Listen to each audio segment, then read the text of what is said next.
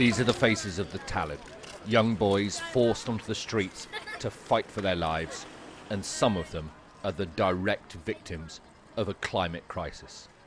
They have been sent by their families from their homes in rural villages all over West Africa to learn the Koran at religious schools in the towns and cities. But when they get here, many of them are abused, exploited, and forced to beg and steal to earn money for their masters. We found around a dozen on a massive rubbish dump outside the city of St. Louis in northern Senegal. It stinks of burning plastic and rubber. Flies buzz around rotting food, and the children compete with birds scavenging for scraps.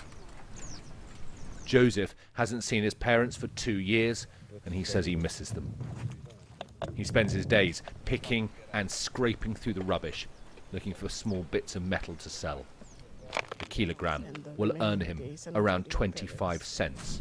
That's about 20p. Once he's found enough, he will walk for 5 hours in 40-degree heat back into the town. These are child slaves, and more are being forced into this grim life. Moi je dis oui, parce que de temps plus dans nos familles. Dans nos familles, hein, on sent maintenant il y a une disparité des choses. Avec ce changement climatique-là, les gens ne resteront plus sédentarisés dans leur zone. Les gens vont se déplacer, vont se mouvoir. Aujourd'hui, ces enfants n'habitent pas Saint-Louis. Ils viennent d'autres localités où il n'y a plus d'eau, les mares sont séchées, il y a de la chaleur, il n'y a plus d'herbe. Ça, c'est le changement climatique. These photos show Talib boys in chains to stop them running away. This boy managed to escape with his feet still shackled together. It is a shocking revelation about what goes on behind the secretive doors of the Quranic schools.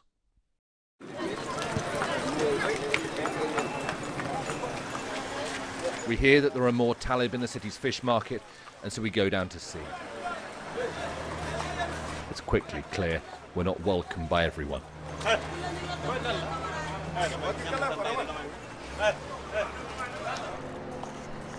It's late afternoon, and the boats are coming in with their catch. Talib surround them in the shallow waters and help the fishermen unload.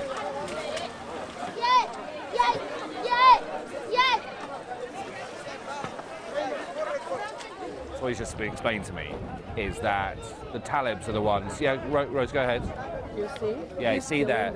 Look, Dean, you look there. Look at that little kid with 2 fish. Okay, he's got his hands. So the Talib come down here. They help the fishermen unload a lot of their fish, but any that drop off, they take, and then they'll effectively stealing from the fishermen, and they'll sell them down the market.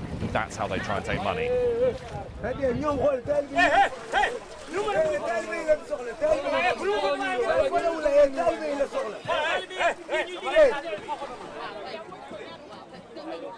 Fish are slipped into pockets, down trousers, and wedged into boots.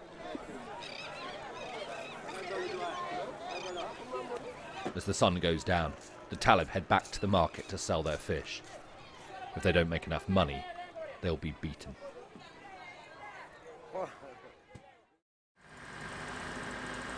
It's almost midnight now on the streets of St. Louis.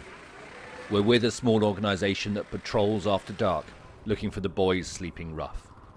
Some have fled the abuse. Others haven't made enough money today and are scared to return to their violent masters.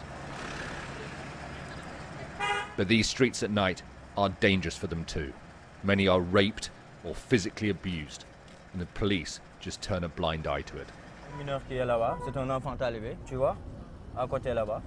If the Talib see us, white, Western faces, they will run, and so we have to film discreetly. A camera is strapped to the chest of our local producer, and they set off in search of the Talib down the small, pitch-black alleyways.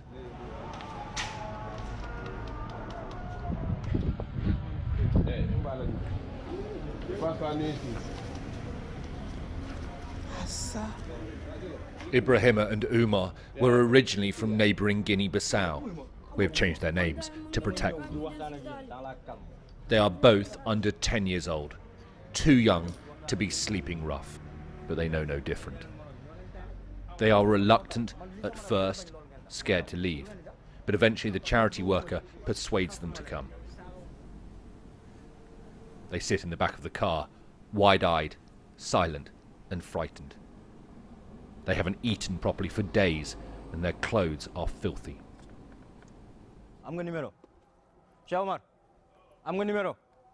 We take them to a refuge in the city where they can spend the night in safety and have food and a shower. They tell us about the abuse they've suffered at the hands of their Quranic masters.